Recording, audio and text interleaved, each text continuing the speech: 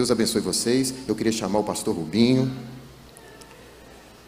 O pastor Rubinho já esteve conosco ano passado, é um amigo, um homem de Deus, eu aprendo muito com ele, fico acompanhando algumas postagens dele, mas é um homem muito envolvido com a causa do reino, e principalmente com o rei da causa. E eu louvo a Deus pela vida dele, e não tem dúvida que Deus o usará, como tem feito das outras oportunidades aqui. Amém? Estenda suas mãos para cá. E vamos estar orando pela vida dele.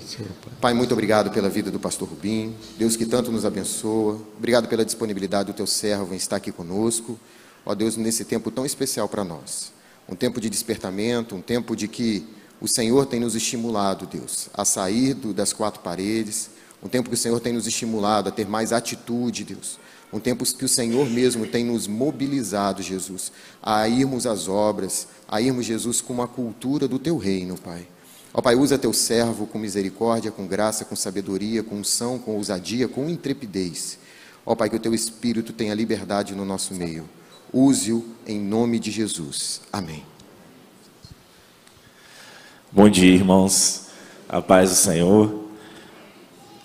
Como sempre, né? Muito nervoso, a mão suando. Quero pedir para o irmão lá do Data Show colocar uma imagenzinha, gente, para eu poder já conquistar o coração de vocês, né?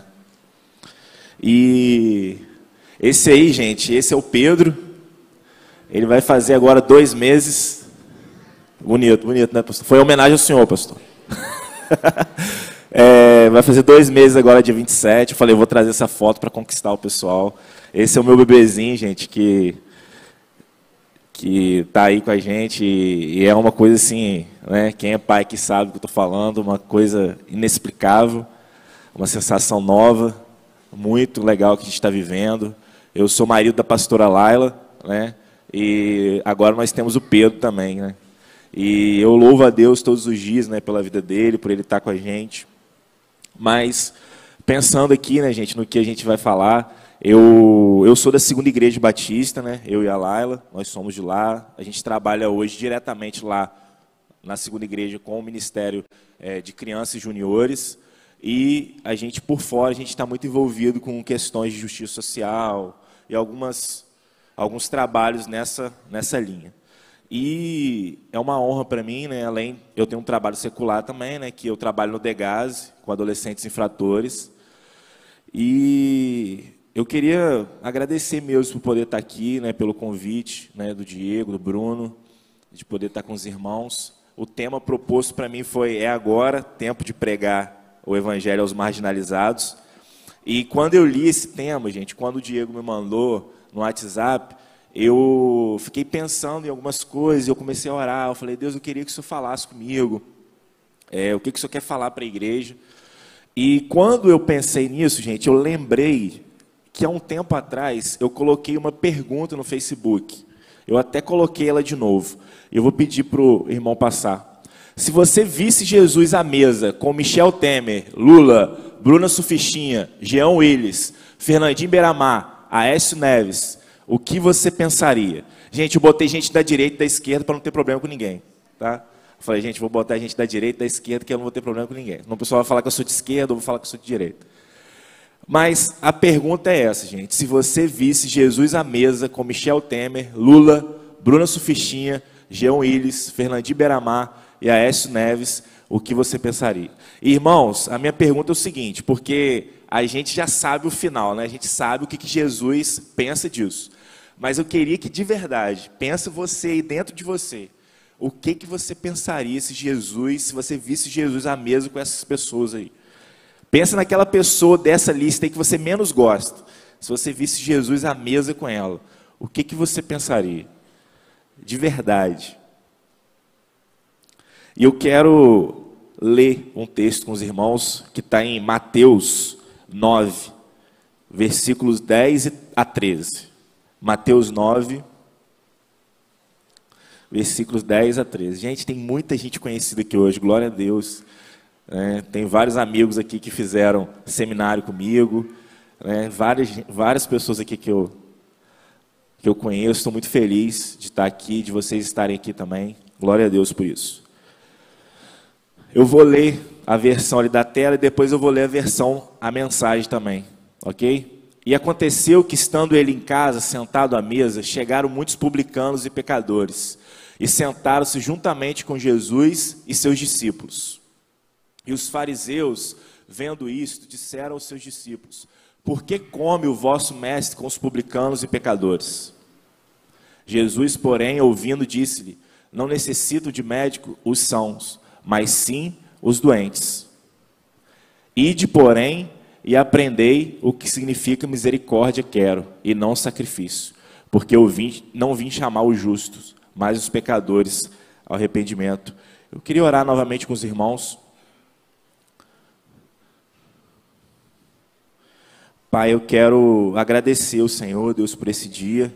Eu quero agradecer ao Senhor, Deus, porque nós abrimos a Tua Palavra, nós lemos, Deus, a Tua Palavra. Eu quero pedir, Deus, que em nome de Jesus o Senhor fale, Deus, nessa manhã, Pai. Pai, eu quero pedir que o Senhor acalme meu coração, Deus, que o Senhor fale apesar de mim, Deus, apesar das minhas mazelas, dos meus pecados. Eu quero pedir, Deus, que o Senhor fale aquilo que está no Teu coração para a Tua igreja, Pai. Não deixa eu falar nada de mim mesmo, Deus, e não deixa eu esquecer de nada, Deus, que eu preciso falar daquilo que o Senhor quer que eu fale, Deus. Eu quero pedir, Deus, que o Senhor prepare o coração dos meus irmãos, da Tua igreja, e que seja uma terra fértil, Deus, para que a semente, Deus, da Tua palavra chegue, Deus, e encontre mesmo, Deus, lugar, e gere frutos, Deus, e frutos que permanecem para sempre, Pai. Em nome de Jesus, amém. Irmãos, como eu falei, né, o tema proposto para mim é tempo de pregar o Evangelho aos marginalizados. E com certeza, irmãos, é tempo de fazer isso. Mas pensando nisso, pensando no que foi proposto para mim, pensando nesse texto que eu li, nessa pergunta que eu coloquei para vocês, e ela está aí na tela, não tem como a gente pregar, a gente evangelizar os marginalizados, se antes a gente não tiver um coração misericordioso. E eu quero dizer para você que talvez, se não for uma das principais, se não for a principal marca de quem teve um encontro com Jesus, de quem entregou a sua vida a Jesus, é um coração, é um olhar misericordioso. Não tem como você dizer que você aceitou Jesus, que você teve um encontro com Jesus, que você tem um relacionamento íntimo com Jesus e o seu coração não é misericordioso. Isso não é possível. Isso não é possível. E eu, dentro desse texto, gente, eu queria olhar com vocês alguns personagens que eles estão nesse texto e a partir disso eu queria tirar algumas lições, né, desse texto, mas conhecendo cada personagem, para a gente ver aonde a gente se encaixa nesse texto. E o primeiro personagem ou personagens, né, que a gente encontra nesse texto são os religiosos. E a versão de Lucas 15, 2 diz assim: mas os fariseus e os mestres da lei o criticavam. Este homem recebe pecadores e come com eles. Isso está em Lucas 15, 2. A comunhão à mesa em qualquer parte do mundo é um assunto relativamente sério. Isto é verdade, especialmente no Oriente Médio. Eu vou ler uma declaração, gente, de um teólogo, o Joaquim Jeremias. Ele diz assim: para entender o que Jesus estava fazendo ao comer com pecadores, é importante perceber que no Oriente Médio, ou no Oriente, até hoje, convidar um homem para uma refeição é uma honra. É uma oferta de paz, confiança, fraternidade e perdão. Em suma, compartilhar de uma mesa significa partilhar da vida. Desta forma, as refeições de Jesus com os publicanos e pecadores são expressões da missão e da mensagem de Jesus. São refeições escatológicas, celebrações antecipadas do banquete do fim dos tempos, em que a comunidade dos santos já está sendo representada. A inclusão de pecadores na comunidade da salvação, conseguida com a comunhão à mesa, é a expressão mais significativa da mensagem do amor redentor de Deus. E, gente, antes de eu continuar, é porque a gente hoje já tem o vício.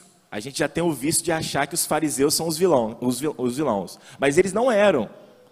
Eles não eram na época. O vilão na época era o pecador, o publicano. Na época eles eram os mocinhos. E é mais ou menos isso. Eu vou dar um exemplo para você. O pastor Pedro, ele decide almoçar com Fernandinho Beiramar e com Jean Willis.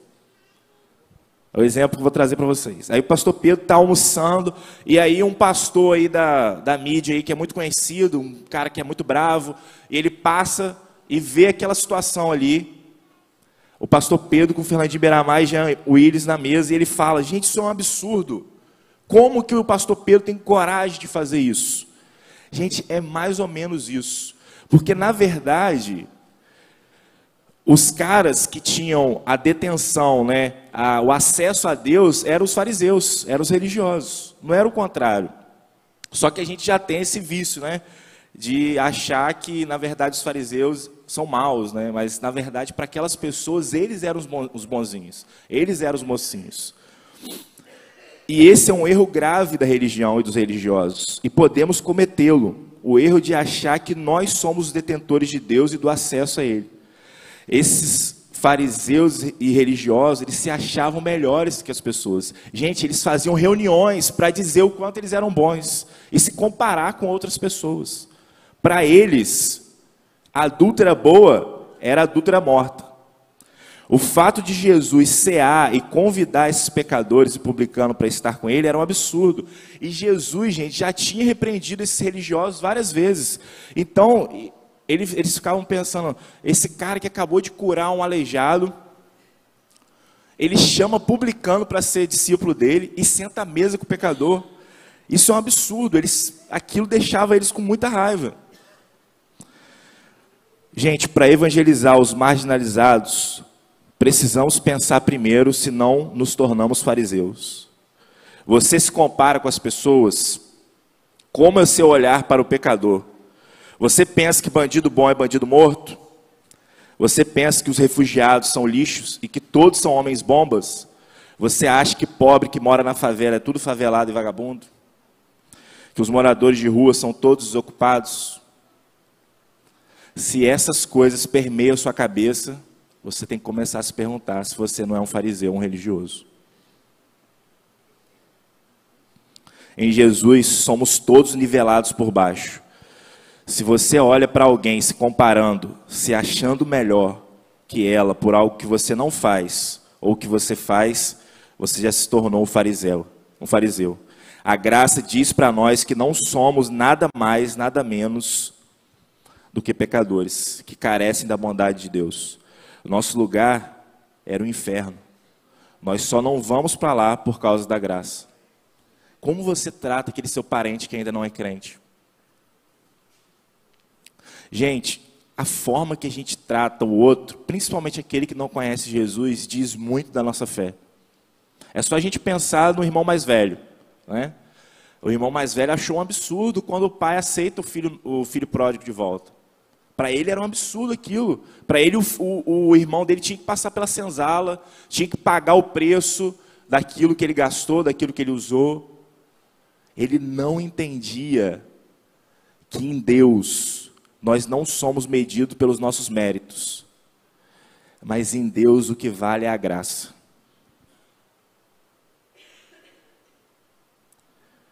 A gente tem que tomar muito cuidado, irmãos, para que esse sentimento, esse coração de fariseu, ele não fique, não nasça em nós e crie uma raiz e a gente fique totalmente longe de Deus.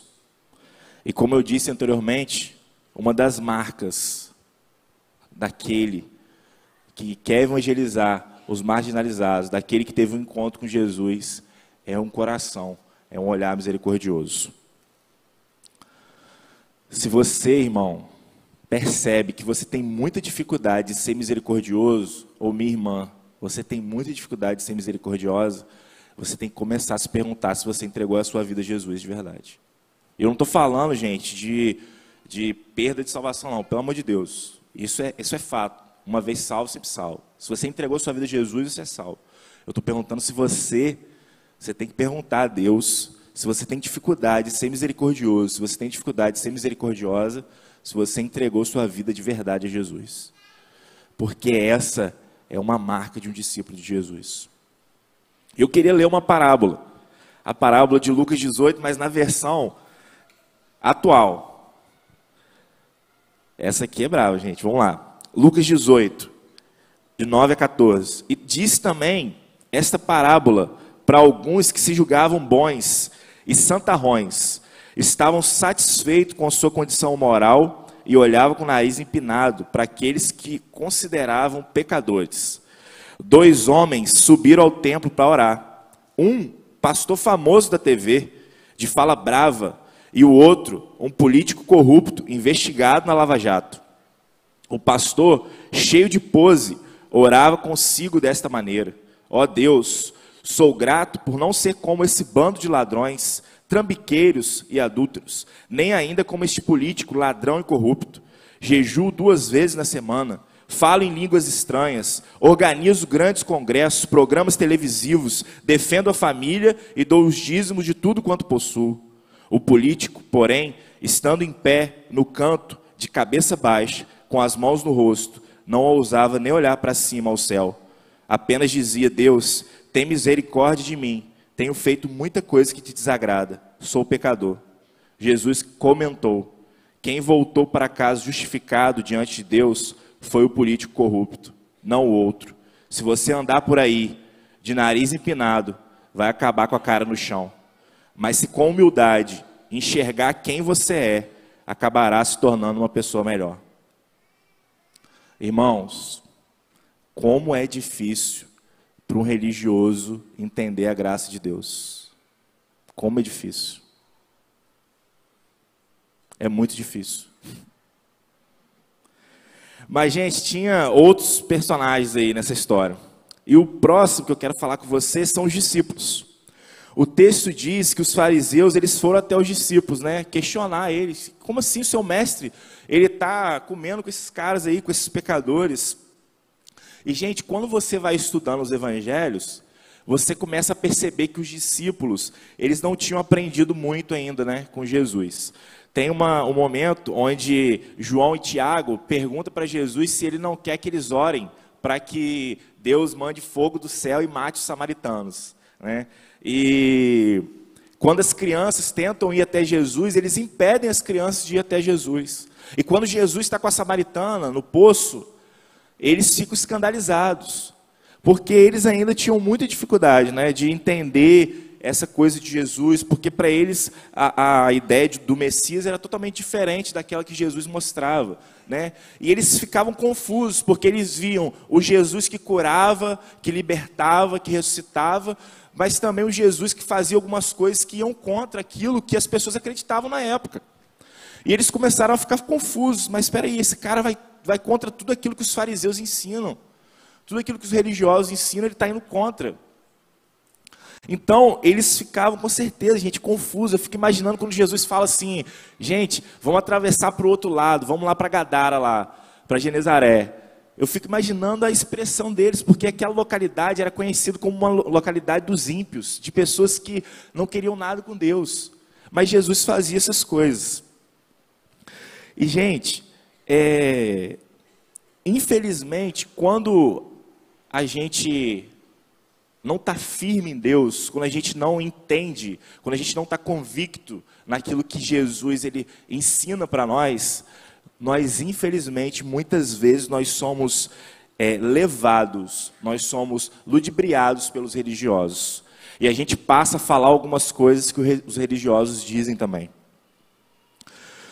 Esse pode ser o nosso caso, como eu falei. Somos como os discípulos de Jesus. Nós experimentamos a bondade dele, sua salvação, amor, perdão, cura, mas muitas vezes, quando a coisa aperta e nós ficamos confusos, damos ouvidos aos religiosos e passamos a ser influenciados.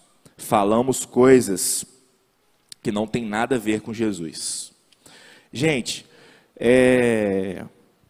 eu vou dar alguns exemplos de algumas coisas que acontecem na rede social, nas redes sociais, assim, acontece muito, e geralmente eu estou muito ligado a isso, né? E às vezes as pessoas vêm a mim perguntar minha opinião sobre algumas coisas. Tem algumas coisas que... Teve uma vez que saiu uma discussão lá sobre essa questão da violência, né? E aí as pessoas... em suma, né? Em resumo, uma pessoa botou assim... bandido tem que morrer mesmo, a gente tem que matar todo mundo, e tem que entrar na favela e tipo, sair matando todo mundo e tal. E aí, gente, até aí eu falei, cara, tranquilo, pessoa que nunca conheceu Jesus falar isso é normal.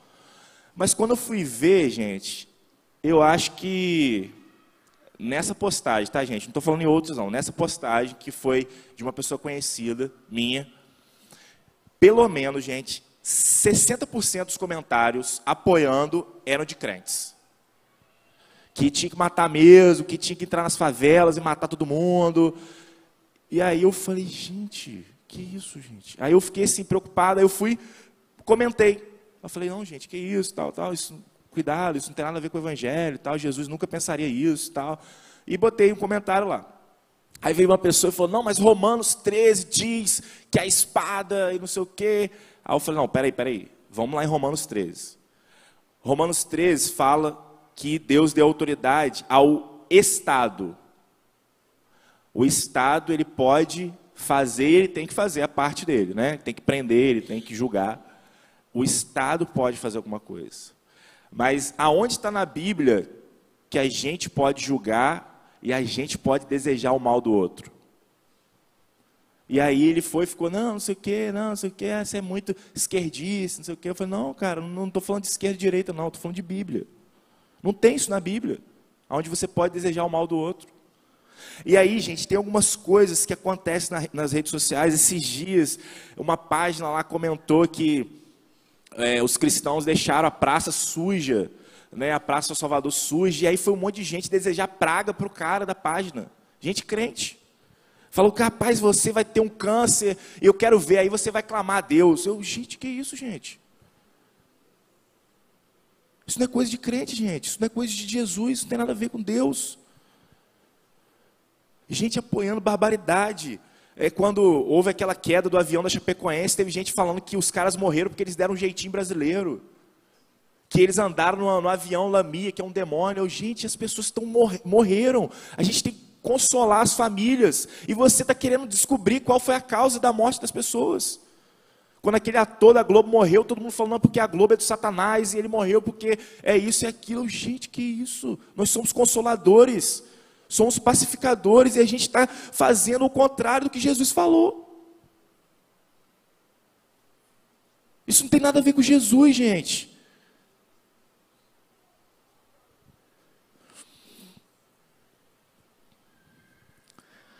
Gente, nós precisamos tomar cuidado com o que a gente está fazendo com o Evangelho de Jesus.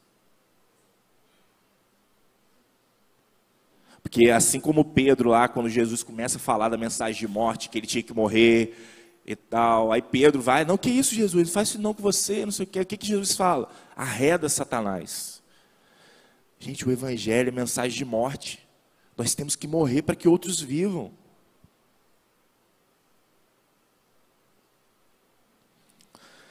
E sabe, gente, na Bíblia, pior do que ser frio é ser morno. Porque a Bíblia diz que Deus vomita gente morna, igreja morna. Então, pior do que ser frio é ser morno.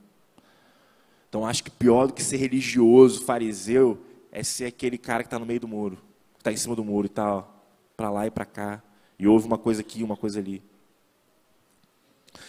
Mas, gente, graças a Deus, tem o último personagem.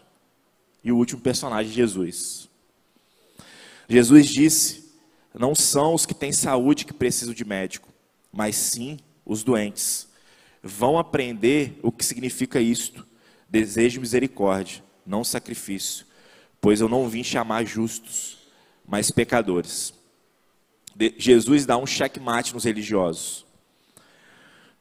Eu queria fazer um comentário, gente. Se você reparar na Bíblia, a Bíblia toda, de Gênesis a Apocalipse, Deus ele tem lado na Bíblia. Deus tem lado na Bíblia. Tá? Deus está do lado do refugiado, está do lado do pobre, está do lado da viúva. do órfão, da criança. Deus tem lado na Bíblia. Em Salmos, inclusive, Deus fala que aquele que maltrata o pobre vai ser julgado por ele. Os pecadores se sentiam à vontade com Jesus. Os leprosos se aproximavam dele e Jesus não ficava impuro, mas os leprosos que ficavam limpos. As mulheres eram valorizadas. As crianças se tornaram importantes. Os cegos enxergavam. Os coxos andavam. Os surdos ouviam. Publicanos eram restaurados e transformados. Como ele mesmo ensinou na parábola do bom samaritano, Jesus se aproximava das pessoas. Ele queria estar perto das pessoas. Ele não era como os religiosos que passavam de largo. Jesus chegava perto, tocava, limpava as feridas. Mulheres com uma reputação duvidosa passaram a ser suas seguidoras. O prisioneiro condenado foi perdoado por ele. Homens rústicos, com as mãos grossas, desprezados pela religião, foram feitos seus discípulos. Gente, quando Jesus olha para alguém, ele não vê as suas mazelas, os seus pecados. Ele olha para aquela pessoa já olhando o potencial dela, o que ela pode se tornar.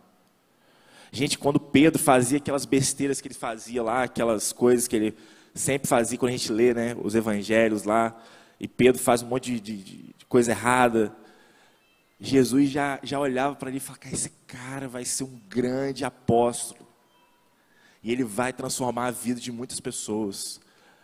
Tanto que quando Jesus chama Paulo, e Ananias fala para ele assim, mas Jesus, esse cara mata cristão. Ele fala, não, esse cara aí é um vaso valoroso para mim. E ele vai ser usado para abençoar muitas pessoas.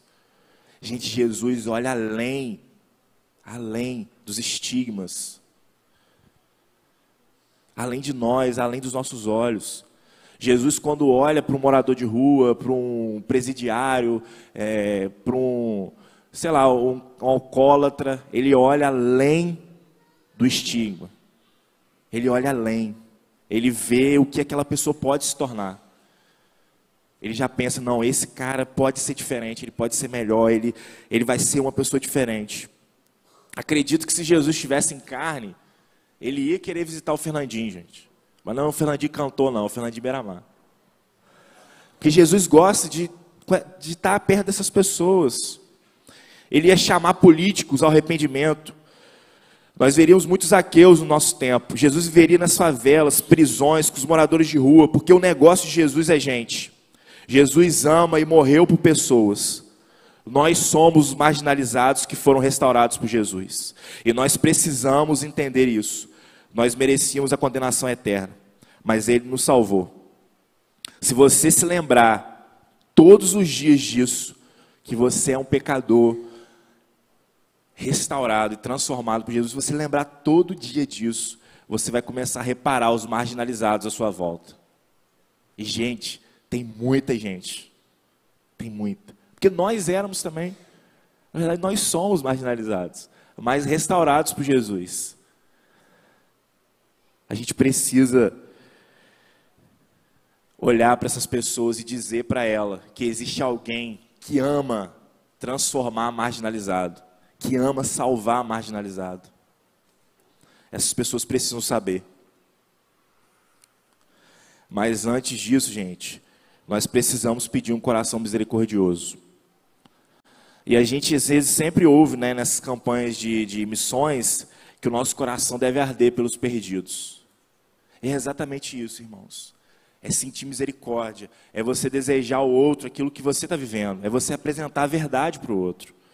Porque muitas vezes, gente, a gente vê as escolhas erradas que a pessoa ela toma, e eu não estou falando aqui que nada justifica, né, erro.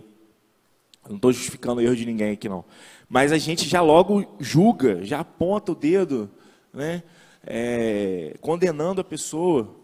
Mas a gente não sabe a história daquela pessoa. E quando a gente sente misericórdia, a gente sabe, né? Tem uma história que eu acho muito legal, que diz que tinha um trem, que ele estava muito... Era um trem na Europa, ele estava muito calmo.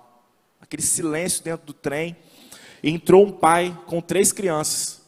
E quando esse pai entrou, aquelas crianças começaram a fazer uma bagunça dentro do trem, aquele barulho, e todo mundo incomodado, tinha idoso, né, no ônibus, e aquele pessoal, aquelas crianças fazendo muito bagunça, e aí uma pessoa chegou para ele e falou assim, chamou ele no canto e falou, rapaz, vê se você acalma os seus filhos, eles estão atrapalhando aí, estava tudo calmo até você entrar.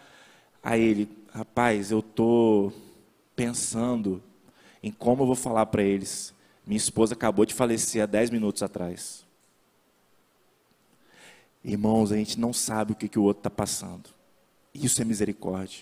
Quando a gente sabe, quando a gente sente a dor do outro. Nossas orações precisam parar de ser egoístas. Nós temos que chorar pelos perdidos. E, irmãos, eu comecei a ver essa semana, preparando essa palavra, o quanto as minhas orações são egoístas. Ela se resume a mim e a minha família. Quando eu vou orar, Deus abençoe meu filho, minha esposa, minha mãe, me dá isso, me dá aquilo. Egoísmo, irmãos. Precisamos ser como Jesus, como Paulo.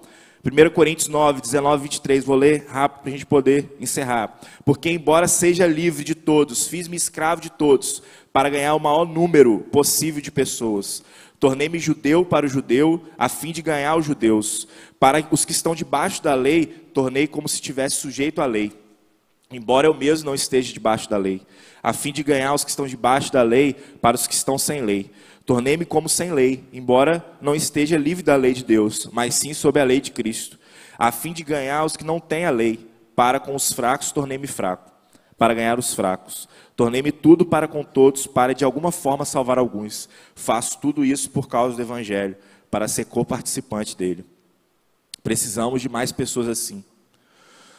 Começando em mim, irmãos, dispostas a tudo para alcançar essas pessoas. A gente criou uma coisa assim de nós temos que ter a nossa casa, casar, ter filhos, o cachorro, uma casa da praia. Foram uma coisa que a mídia criou que é uma coisa perfeita. Mas a gente tem que perguntar quais são os sonhos de Deus para nós.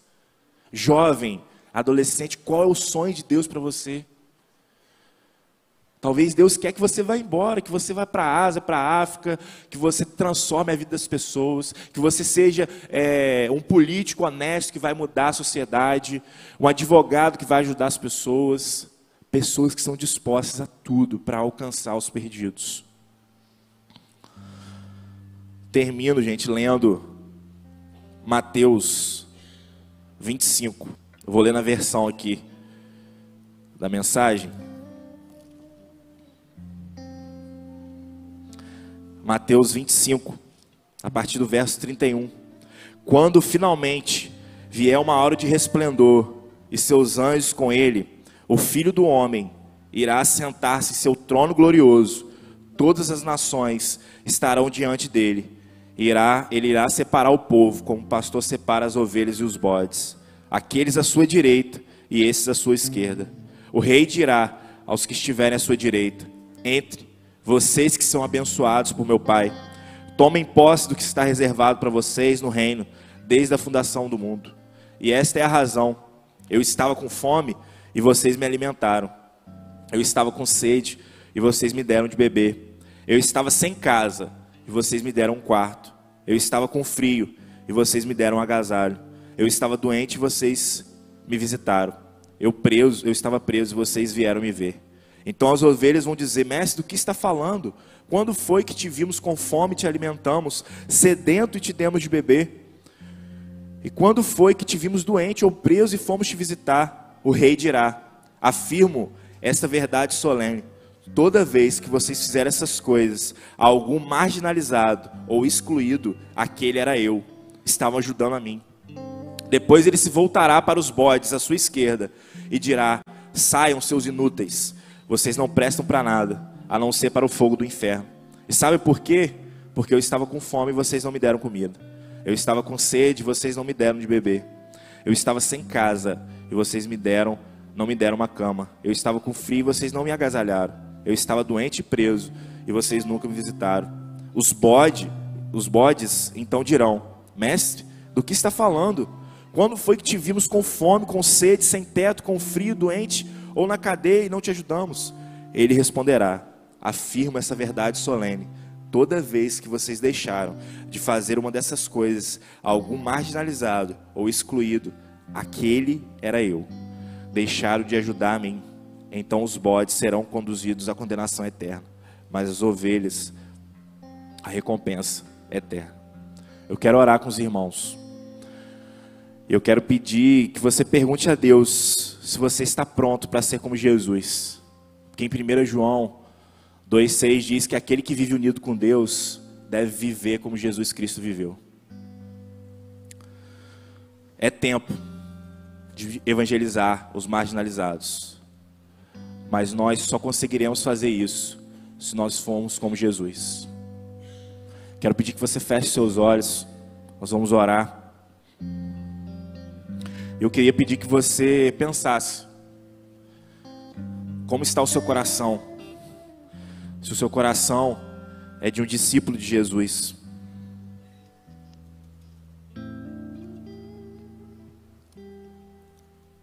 ou se o seu coração tem andado duro, como o coração de um religioso, que a primeira reação é de condenar as pessoas, é de julgá-las, é de sempre se comparar, se achando melhor. Seus olhos e seu coração estão duros, não conseguem enxergar a dor do outro. Quero pedir que você peça a Deus para trocar o seu coração, te dar um coração novo. Ou talvez você esteja como os discípulos, em dúvida e não sabendo direito o que fazer, como agir. Você às vezes ouve Jesus, às vezes você ouve os religiosos, você tem atitudes de cristão genuíno, mas depois você tropeça.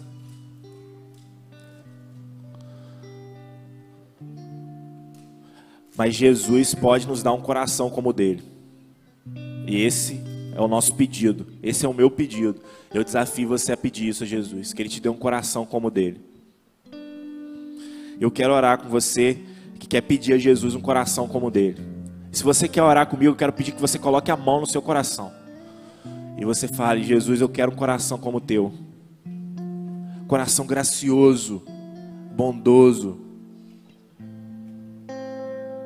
que olha as pessoas com o seu olhar, com o seu coração. Pai, eu quero agradecer o Senhor por essa manhã, Pai. Eu quero agradecer o Senhor pela tua igreja. Eu quero agradecer o Senhor, Deus, por essa juventude, Deus, por essa programação, Deus, por tudo que está acontecendo, Deus. É tempo, Deus. É agora, Deus. É agora, Deus. É agora. É tempo de evangelizar, Deus, os marginalizados, os perdidos, os pródigos, as pessoas que estão necessitando, Deus, ouvir do teu amor, Pai. Esse é o tempo. Desperta a tua igreja, Deus. Deus, eu quero pedir que o Senhor arranque a religiosidade do nosso coração, Deus. Deus, troca o nosso coração, Deus, de pedra, Deus, e coloca um coração de carne, Deus. Dá-nos, Deus, um coração como o teu, Jesus. Nós queremos um coração como o teu, Jesus. Deus, tira toda dúvida, Deus. Deus, eu quero repreender todas as vozes, Deus, contrárias ao teu evangelho, Deus. Eu repreendo na autoridade o nome de Jesus. Que as pessoas, Deus, essa igreja, Deus, que os cristãos, Deus, os seus discípulos, Deus, seus seguidores, eles só ouçam a voz do teu Espírito, Pai. Eles ouçam a voz do teu Espírito, Pai. Eles conheçam a tua palavra, Pai. E eles vivam, Deus, aquilo que o Senhor quer que eles vivam, Pai. Muito obrigado por essa manhã, Pai. Nós queremos sair daqui transformados, Deus. Nós queremos sair daqui com um coração novo, Deus. E com um olhar novo, Deus. Pelos perdidos, Deus, para os marginalizados, Pai. Porque nós queremos, Deus, apresentar para eles, Deus, alguém que ama marginalizado, ama o perdido, que é o Senhor Jesus. Muito obrigado por essa igreja, Pai. Continua, Deus, abençoando o pastor Pedro, Deus. Deus, os outros pastores, Deus. E que essa igreja cresça, Deus, cada dia mais. E que essa igreja seja reconhecida por amar os perdidos, Deus. E por amar esse bairro, Deus, e transformar cada dia mais esse bairro, Pai. Em nome de Jesus. Amém. Deus abençoe, irmãos.